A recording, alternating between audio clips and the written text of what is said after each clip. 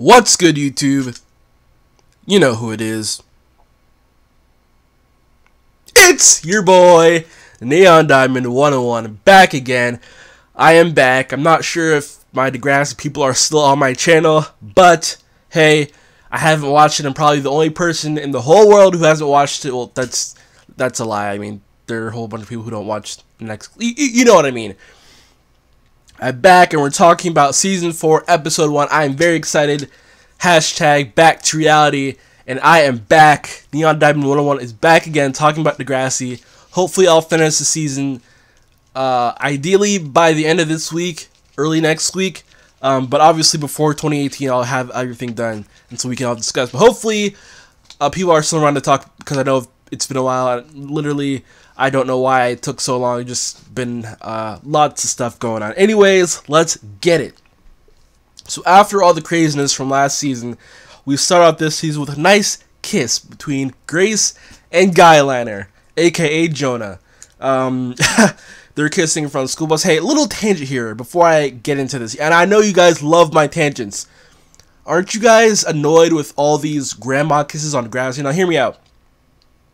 You can definitely tell the difference between TNG kisses and next class kisses. Because next class, for the most part, I'm not saying everyone, but for the most part, the kisses have been like grandma kisses. And I'm not like saying like kisses are like the big deal, but it's like really awkward when they're like dating or like they're really into each other and they're kissing like grandmas. I'm like, what the? And like I know, sorry, this is so random. I know Daniel Radcliffe from Harry Potter, in one interview he said like actors, or I guess, I don't know, he said usually actors aren't supposed to use tongue while kissing. I guess, which I guess that's understandable. I mean, I've seen some kisses, but whatever. That's besides the point. Kisses have to be realistic, and if you guys remember, I don't remember what season it was, but it was outside, and maybe season 5 or season 6, maybe season 4, when Craig and Manny were kissing outside, and I believe she used tongue, but besides that, it was like a hot kiss, like they, you know, like a full-on lip kiss, like they weren't like, in this Degrassi, they literally have like their lips like pressed together and like move them like a little bit, like they're kissing their own grandma. It's like kind of awkward. Like I said, it's not a big deal. It's just something I noticed. But what can you do? Like I said, not big a deal. Anyways, enough about that. So they're kissing. They're talking about, you know, break silver. So I guess they've been hooking up. Obviously, this was hinted a while back that, you know, Grace was into Jonah, and obviously, we weren't sure how it was going to go down because obviously Grace had a thing with Zoe that didn't work out, so we weren't sure. But obviously Jonah and Grace are together. So let me know what you guys think about that, because that'll be interesting to see how that goes. Well, actually, I can't ask you that because most of you guys have watched the whole entire season, so I'm on my own. Yeah, whatever. Anyways, don't spoil anything, but yeah. So Grace waits like 3 seconds before leaving because Jonah walks off, then she waits, and then obviously she doesn't want to be seen with him. And then she goes out, she says hey to Tiny and Zing, and they're all like happy, blah blah blah. And Esme is on his back, I think. I don't know, it's just all kind of weird. It's weird because the backdrop looks like they're coming to like summer camp. Like I feel like from that angle, I don't know, it just looked weird. Anyways. It just looked really weird. It looked like they were coming out from summer camp, like that background. Then like they're at Degrassi, but I feel like we've seen like the whole area around Degrassi where it doesn't look like that. So I'm not really sure. Something I noticed, obviously, was just kind of weird because it looked like summer camp. Anyways, everyone addresses Grace's hickey. She has a hooky, big whoop. Obviously, she doesn't want to say who it is because she's a private person. I respect it. She hugs Tristan, who is back, taking one class. Miles mentions that, so that's great. Tristan's back. And he also mentions her hickey. Everyone mentions her hickey. Even Maya, she steps in, she appears, and everyone's kind of like, oh, like, Maya's back. But it's good to see her back. Looking forward to seeing how she does this season. Yeah, and also, I love the part where Jonah makes a comment about her hickey. Like a witty comment, like, aha, haha, you made a comment about her hickey even though you gave it to her. It's just that. Even though I want to note that I do enjoy the witty lines, and I think like Jonah has been kind of one guy who's always had these witty one-liners, and also Tiny as well. I remember distinctly season 1 and season 2, they had these really distinct lines, and then it kind of disappeared, I guess. I don't know, maybe it's just me, whatever. So yeah, Maya's back, and I'll be honest, my notes are all over the place, so just bear with me. Maya's back. She has detention, but she's in the counselor's office. I'll get back to that later, but she's in the counselor's office. She gives her like this fruit thing, which looks kind of good. I'm not sure if it's like a Fruit Loop or a Fruit Loop, fruit by the foot, a fruit roll-up, sorry. Two different things. Yeah, so that was kind of nice, and how Maya talks about how it was like a completely different person, her last season. So obviously, I talked a little bit about my predictions and maybe thinking that it's possible that she could like fall back into that, but from just this it's the first episode. Pilots are the first episode of the series, which would be season 1, episode 1. Sorry, I'm stupid. In the premiere, I got the feeling that Maya is not going to fall down that path, but I feel like it's just gonna be her recovery, but I don't think she'll fall down that path to want to kill herself again, or try to. So, in class, Esme draws on Zig, and they have to partner up for this art project. He goes to Maya, and she's kind of pissed off. Obviously, it's kind of weird, because in the beginning of the next class, I really liked Esme, and now she's slowly turning into this character, which I don't like. And I kind of wonder if she's going to be like that Holly J character, and like Zoe, who they start off as complete bitches, and then they become redeemable characters. But isn't Esme graduating this semester, I think? So maybe not. I actually don't remember. I should know this. Like I said, this is what happens when you take like a long time off watching Degrassi, because you decided not to watch it when it came out in the summer, even though you should have. Yeah, so Zig pairs with Maya, and Saad goes with Esme after Tiny tells... It's so awkward. Like, I notice... I don't mean to be picky, but I notice all these little things where, like, Tiny, why would you say, like, oh yeah, Zig never loved anyone half as much as Maya. Like, why would you say that to Esme? Like, what were you thinking? Like, it just didn't make any sense to me. Like, he just blurted out, like, just like exposition. Hey, Esme, you know, Zig's going through some stuff, and by the way, he really loves Maya. He loves her more than anyone, even you. I'm like, come on, Tiny. But whatever. So yeah, that was pretty much a bit of a little funny there. But later in the episode, she brings Saad to her place, I assume. I think because she brought Miles there once in season 1, I think. Whatever, it doesn't matter. She brought him back, and they're supposed to do this art project, and she gets naked for Saad. And Saad's like, okay. I'm like, it's just like really weird. Like, why did she get naked for him? I thought, you know, if you're going to get naked, you might as well just like go for it. But obviously Esme wasn't going to do all that. So they present their projects. Zig and Maya, she makes this flirty comment about his arms or something. I don't even remember. And then and then Esme and Saad present their project, and then it's, you know, portrays like naked Esme, and Tiny's face is priceless. One thing I want to note is I love the little quips of comedic relief. We saw that from Chewy, and we also have from Tiny, but I just love these little comedic relief moments where they're not like laugh out loud funny, but it's like awkward, and then one person says something like Tiny's like, oh my gosh. And just like Tiny's face is priceless. I love the actor. So yeah, the teacher gives him a lot of attention after Esme kind of goes into this thing about equality and stuff. I feel like this is gonna play a part later into the season, because we also had something with this with Yale and Lola talking about equality, sort of. I don't know, but like we kind of had that racist storyline, so I figured maybe they'll do something different. I mean, we had the bathroom thing a while back. I don't even know, like season 2, I think, where they wanted equal bathrooms for girls, but to make it equal, they took one from the guys. Anyways, what am I talking about? But yeah, in detention, Esme kind of opens up after she argues with Zig, and then she opens up and says that, you know, it reminds her of her mom, which is sad because we know that Esme's mom killed herself. And she opens up and she's like saying that she has nightmares about it, and she's in tears. I'm like, wow, this is like really deep, because at first I thought she was just like playing on Zig's emotions, but actually I felt like she was actually opening up, which was nice. But then Zig, you know, kind of blames himself. I'm like, oh crap, Zig, you know, because I feel for him, because, you know, obviously we can look back and like through what Zig and Maya have gone through, and then like last season he kind of just like brushed her off. And so what happens with that is, you know, he kind of just like says, you know, I should have been there for her, I shouldn't have pushed her away. And then Esme says, pretty much Esme blames it on Saad. And early in the episode, when she's at Saad's place, or when he's at her place, she mentions that Maya tried to kill herself, and he's like, oh, I opened the door for her. Well, actually, he's like, when?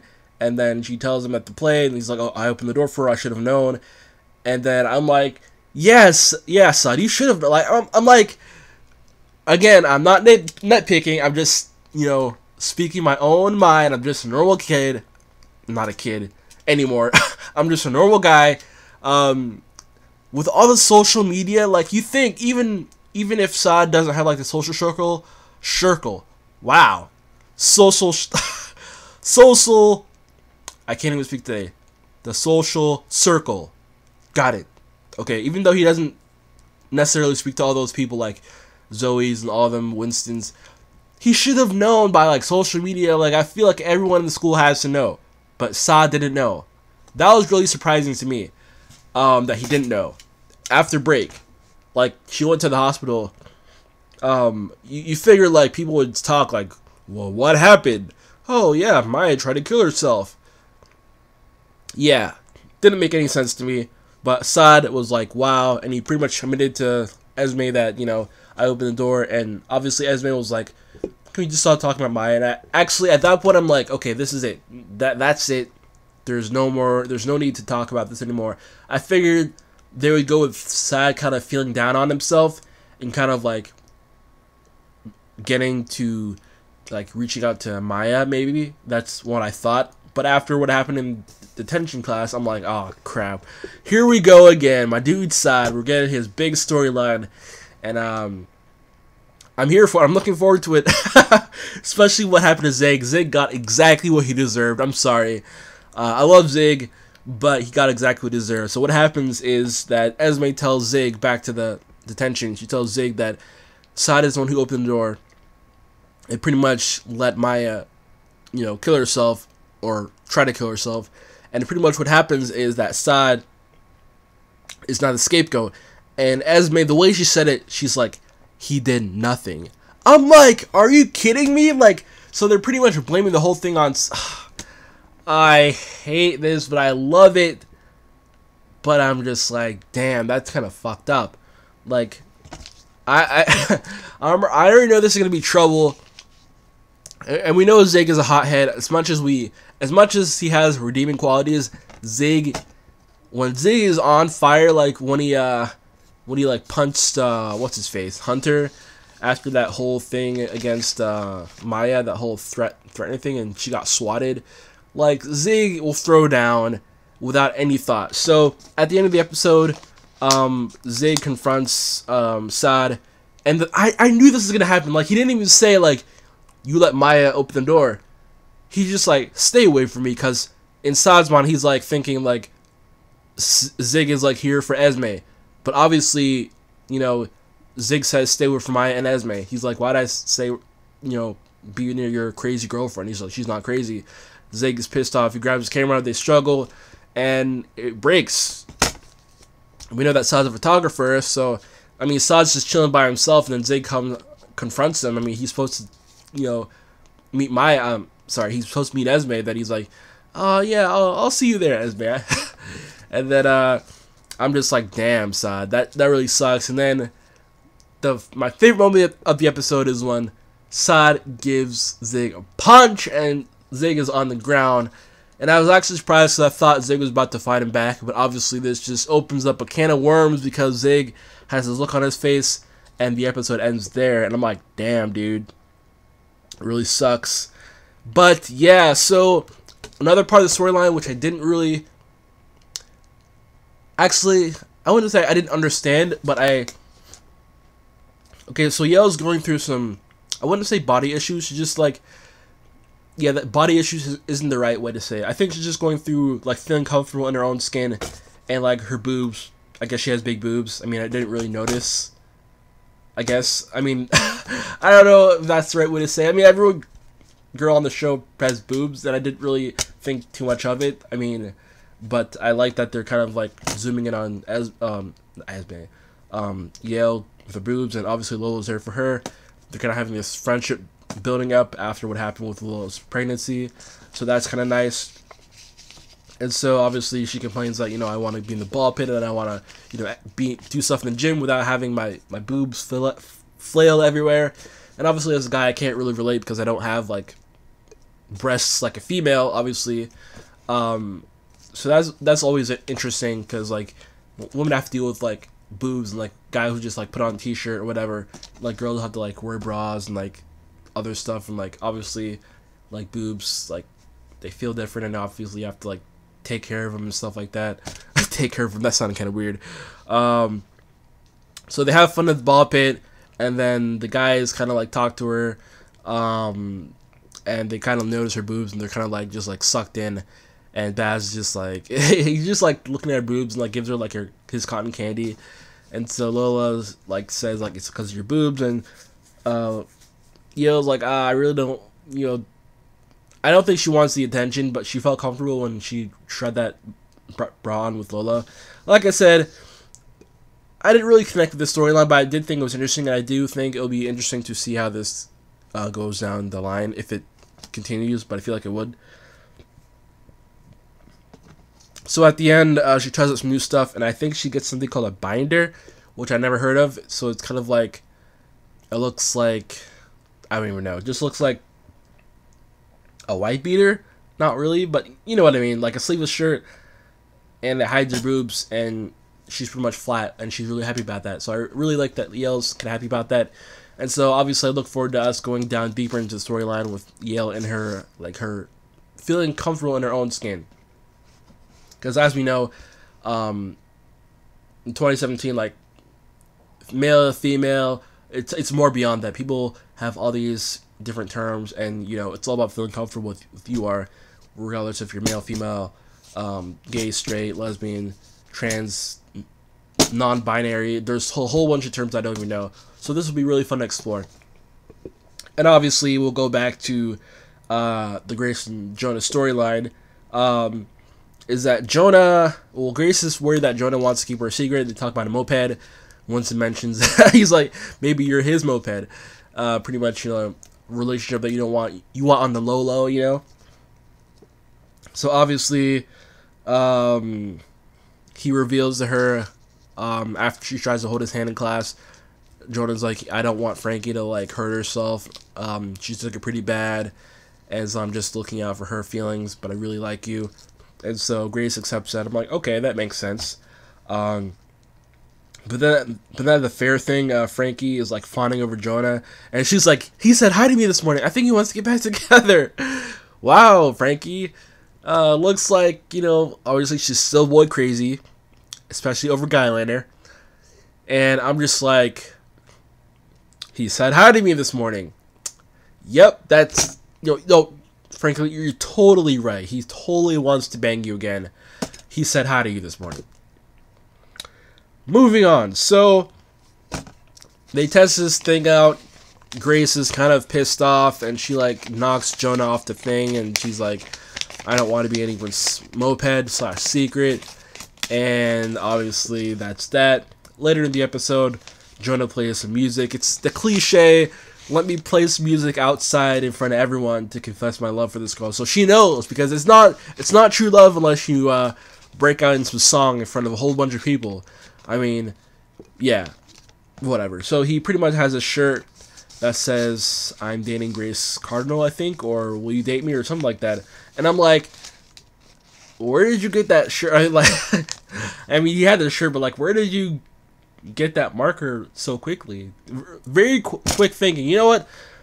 I don't really like Guyliner. I've said this millions of times I don't really like him. It's like a love-hate thing. I find him a funny character, a fun character to hate. But this episode, I didn't really hate him that much. So that's that. He plays music. Grace is like, oh crap, don't. She's embarrassed, but she's like, I think she finds it endearing that he like confesses his love to her. And he asks her out in front of everyone. They kiss. And Frankie sees it's that cliche again. They kiss. The grandma kiss. Actually, this time actually I don't remember, but it was a kiss. And actually after they hug and part ways, now we see Frankie looking. And the only thing that was missing from this cliche moment was that Jonah didn't look over. But it would only happen if he actually cared, so they wouldn't really need to do that, because like if he looked over, it'd be like, oh, you were supposed to be with me, but Jonah doesn't really like Frankie like that anymore. Again, I'm really bummed out, because I actually really like Frankie as a character. I know she's really dumb, like not like in school, like she's a smart student, but like she does a lot of dumb stuff, and she's like, wears her heart on her sleeve, and she's like always learning, so I feel like she's always, I don't know, I just like Frankie for some reason. But anyways, obviously, they're not getting back together. We'll see how Jonah and Grace are doing. Overall, I like the episode. Sorry for my weird voice. I'm kind of going through some allergies, some winter allergies, but I'm still going through it even though the video's almost over. Anyways, few questions. 1, do you guys still want me to do these reviews? Because it's been like literally, I should have done this summer. Summertime was like what? June, July, August, September, October, November, December. Actually, well, not that far. Yeah, I thought it feels like 8 months from summer, but summer wasn't that long ago. Anyways, let me know if you guys still want these reviews. Number 2, do you guys care if these reviews are long? Usually mine are like 15 to 20 minutes long, sometimes longer. And 3, yeah, hope you all are doing great. That was awkward. Number 4, do you guys watch any other shows? Because if you want me to do some other reviews or like reactions, I will do them because I love TV. And I watch like The Walking Dead and How to Get Away with Murder and The 100, and also, I was gonna say Vampire Diaries. That's over. The originals, The 100, Mr. Robot, Shannara Chronicles, The Gifted, Arrow.